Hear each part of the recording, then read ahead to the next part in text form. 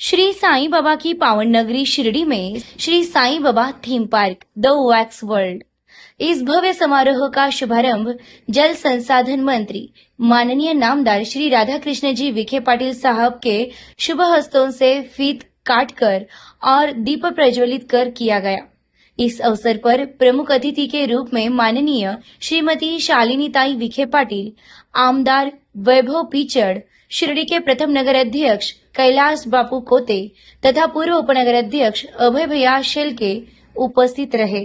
कार्यक्रम में जंगली महाराज आश्रम के स्वामी विवेकानंद महाराज सहित अन्य संत महात्माओं की पावन उपस्थिति ने इस उद्घाटन समारोह को और भी दिव्य बना दिया। इस मौके पर विखे पाटिल साहब ने कहा कि साई नगरी की में शिरडी यह थीम पार्क न केवल एक दर्शनीय स्थल बनेगा बल्कि श्रद्धा और सबूरी का सजीव प्रतीक बनकर भक्तों को श्री साईं बाबा के संदेशों से जोड़ने का माध्यम भी बनेगा। आज जो आपण Saibaba theme park wax world अशा प्रकारचं एक आधुनिक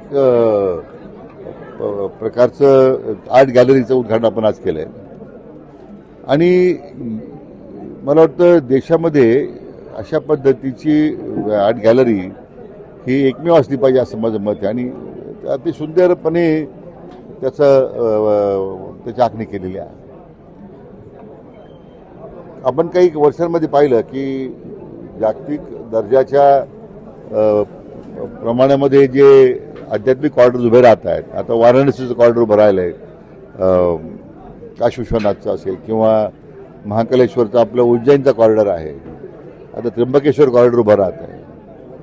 शिर्डीचं त्याच धर्तीवर आपल्याला उभं करायचा प्रयत्न आहे की ज्यामुळे येणाऱ्या भाविकांना अधिक कशा सुविधा मिळतील, आध्यात्मिक त्याचं थीम असली पाहिजे। आज शिर्डीचं ब्युटिफिकेशन आपण जे करतोय करण्याचा आपला संकल्प आहे तो एक आध्यात्मिक शहर म्हणून याची वाटचाल राहिली पाहिजे। हा त्या पाठीमागची त्या आध्यात्मिक कॉरिडॉरची पाठीमागची भावना आहे। प्रथमतः हे म्युझियम जे आहे जागतिक दर्जाचं हे म्युझियम जे आपल्या सर्वांसाठी उपलब्ध करून दिलं त्याबद्दल मी हेमंत वाणी आणि त्यांचे सर्व सहकारी जे यांचं मी साईबाबा संस्थांच्या वतीने मनपूर्वक अभिनंदन करतो। मागच्या 5-6 महिन्यापूर्वी जे आहे आपल्याची भेट झालेली होती आणि आपण हे काम जे त्यावेळी दाखवलेलं होतं, म्हणजे एकदम इनिशियल स्टेजमध्ये काम होतं आणि 5-6 महिन्यामध्ये तुम्ही एवढं मोठं म्युझियम जे आहे ते साकार केलेलं आहे आणि हे जागतिक दर्जाचं आहे। म्हणजे म्युझियम मधल्या ज्या मूर्ती ज्या आहेत, जे पुतळे जे आहेत ते पाहिले तर हुबेहूबपणा जे आहे, म्हणजे जीव ओतून जे काम आपण केलेलं आहे ते काम जे आहे ते निश्चितच वाखाणण्याजोगं आहे। तुम्ही म्हणजे नुसता शिर्डीचा अभिमान नाही तर आपला सर्व आपल्या राज्याचा सुद्धा अभिमान आहे, आपल्या देशाचा अभिमान आहे। कारण इंग्लंडच्या म्युझियमपेक्षा हे म्युझियम चांगलं आहे असं या ठिकाणी आता सांगितलेलं आहे आणि ते खरोखर आहे। तर हे जे आपण या ठिकाणी उपलब्ध करून दिलेलं आहे त्यामुळे शिर्डीमधील जे आध्यात्मिक पर्यटन जे आहे त्यासाठी निश्चितचपणे वाव मिळणार आहे। भक्तांना दर्शन घेतल्यानंतर हे म्युझियम जे आहे हे पाहण्यासाठी एक चांगली पर्वणी जी आहे ते उपलब्ध करून देणार आहे। आपण जे कार्य केलेलं आहे, आपला जो जीवन प्रवास जो आहे, जो खडतर जीवन प्रवास आपण करून या स्टेजवर आलेला आहे ते निश्चितपणे वाखाणण्यासारखं आहे। येथून पुढे सुद्धा आपलं काम जे आहे असंच चांगल्या रीतीने हो यासाठी बाबा जे आहे ते आपल्याला शक्ती देवो अशी मी साईबाबांच्या चरणी प्रार्थना करतो। आपले पिताजी जे आहेत त्यांचं सुद्धा मी या ठिकाणी मनपूर्वक अभिनंदन करतो की आपल्या पोटी जो आहे हा एवढा कर्तबगार मुलगा जो आहे तो जन्माला आलेला आहे, म्हणजे आपलं सुद्धा तेवढंच अभिनंदन जे करण्यास पात्र आहे। तर हेमंत मी आपलं आणि आपल्या सर्व टीमचं या ठिकाणी मनपूर्वक अभिनंदन करतो, आपल्या कार्यासाठी शुभेच्छा देतो आणि थांबतो। जय हिंद, जय महाराष्ट्र। 15 वर्षापूर्वी साहेबांनीच पलीकडे माझं एक साई जीवन चरित्र पेंटिंग म्युझियम मी केलेलं आहे। ते पण 5-1 वर्ष मेहनत घेऊन मी सर्व बाबांच्या चरित्रावरती पेंटिंग केले होते आणि त्याला तुमच्या आशीर्वादाने, साईबाबांच्या आशीर्वादाने आणि त्याला खूप चांगला प्रतिसाद साई भक्तांनी दिला आणि 15 वर्ष मी या कॉम्प्लेक्समध्ये रेंटल बेसवरती सर्वे करून अगदी व्यवस्थित सर्वे करून ही माझी यात्रा झालेली आहे इथपर्यंत। आणि 15 वर्षानंतर मागे 15 वर्षापूर्वी पण साहेबांनी ताईंनी त्या याचं उद्घाटन केलं होतं आणि त्यांनी जे आशीर्वाद दिले तर त्यावेळी एवढे काही होईल असं वाटले नव्हते, पण आता वॅक्स म्युझियम मी बाहेरच्या देशांमध्ये बघितल्यानंतर असं वाटलं मला की साईबाबांचं एकदम रिअलिस्टिक, कारण की प्रत्येक साई भक्त जो आहे तो कुणाला समाधीच्या मूर्तीमध्ये बघतो किंवा कोणी द्वारकामाईच्या मूर्तीमध्ये बघतो आणि कोणी ब्लॅक अँड व्हाईट फोटो, म्हणजे कुठल्या प्रत्येकाची श्रद्धा वेगवेगळ्या फोटोवरती आहे. आणि मला बरेच प्रश्न करायचे की साईबाबांचा फेस नेमकं कुठला आहे face. Black and white original सांगावं तर तो रिअलिस्टिक त्याच्यात दिसत नाही, कारण की दाढी वगैरे नाही, तो जुना 50 वर्षाचा फोटो, तर तेव्हा 100 वर्षाचा फोटो, तर ते दिसत नाही. म्हणून मला असं वाटलं की या बाबांचा अगदी लाईव्ह जर पुतळा केला तर तो समजण्यासाठी जरा सोपं जाईल. मग ब्लॅक अँड व्हाईट फोटोवरती अॅनाटॉमी प्रॉपर त्याचे क्लेवर 7 ते 8 10 बनवून घेतले आणि त्यानंतर जो अगदी बाबांच्या फेसला हुबेहूब मिळेल अशा याच्यावरती वॅक्सचा एक पुतळा आपण तयार केला. आणि मग साईबाबांचे पुतळे झाल्यानंतर आणखी सेलिब्रिटीज पण पाहिजेत, आणखी काहीतरी वेगळं, कारण की शिर्डीमध्ये येणारा वर्ग जो आहे तर त्याला अजून एंटरटेनिंग पण झालं पाहिजे आणि त्याला चांगलं वेळ पण जास्त स्पेंड झाला पाहिजे. त्यासाठी आपण मग म्हटलं सेलिब्रिटींचं पण करूया.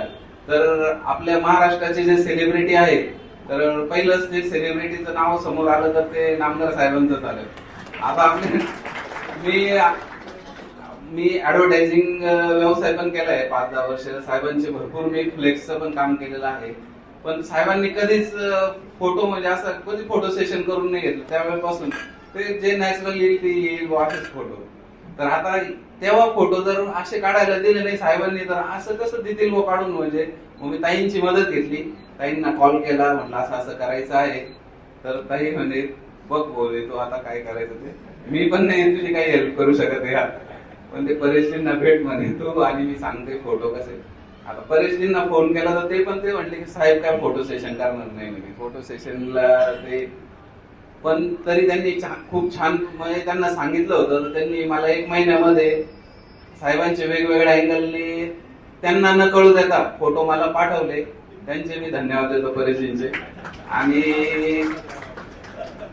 आता राहिला प्रश्न उंची वगैरे बाकीच्या गोष्टी होत्या, तर ते मी ते काय सांगणार नाही साहेबांना कधी घेतलं काय घेतलं. तर अशा पद्धतीने ते केलं. आता दुसरं सगळं झालं, हे फोटो तर आले, पण कॅरेक्टर अगदी हुबेहूब मिळालं पाहिजे हे खूप मोठं चॅलेंज होतं. तर आणि क्ले मध्ये पूर्ण झाला. क्ले झाल्यानंतर साहेबांच्या चेहऱ्यावरती मोल्ड केल्यानंतर साहेबांच्या चेहऱ्यावरती काही जे बारकावे होते, काही वेगवेगळ्या कॅरेक्टर्स मध्ये काही खुणा वगैरे जे होत्या त्या सुद्धा अगदी मी हुबेहूब करण्याचा प्रयत्न केला. आणि साहेबांना आवडलं की नाही ते मला त्यांनी सांगावं, सांगतील. हे शेवटी बघा एकदम तुम्ही रिअलिस्टिक मॅच करू नाही शकत, कारण की हे आर्ट आहे. ते तुम्ही असं मॅच नाही करू शकत की बाबा एकदम असं हुबेहूब असं काही जुळू नाही शकणार. पण मी माझ्या परीने जेवढं जास्तीत जास्त बेस्ट देता येईल तेवढं माझं मी प्रयत्न केलेले आहेत त्यामध्ये. तुम्ही एक सिंपल घ्या, एक तुम्हाला सही करायला सांगितली त्या शेजारी तर दुसरी अजून सही सांगितली तर त्याचे मेजरमेंट चुकलेले असतात.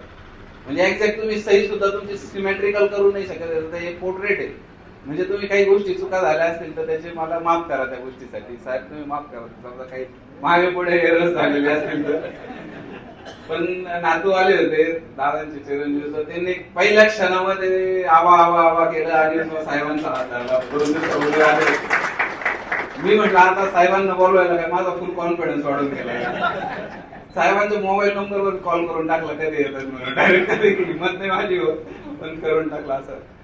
तर धन्यवाद साहेब, तुम्ही आले आणि पूर्ण कार्यक्रमाची एकदम शोभा वाढवली. तुम्ही पण आले त्याबद्दल तुमचे पण खूप नेहमी साहेबांचं खूप सहकार्य असतं आणि इतकं कौतुक करतात जेव्हा माझ्याकडे डायरेक्ट सुप्रीम कोर्ट घेऊन आले होते साहेब.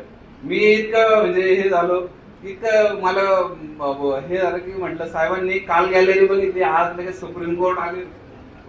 तर साहेब सुद्धा नेहमी कलेसाठी आणि बाबांच्या कुठलंही काम असेल तर नेहमी हे करतात, मदत करतात.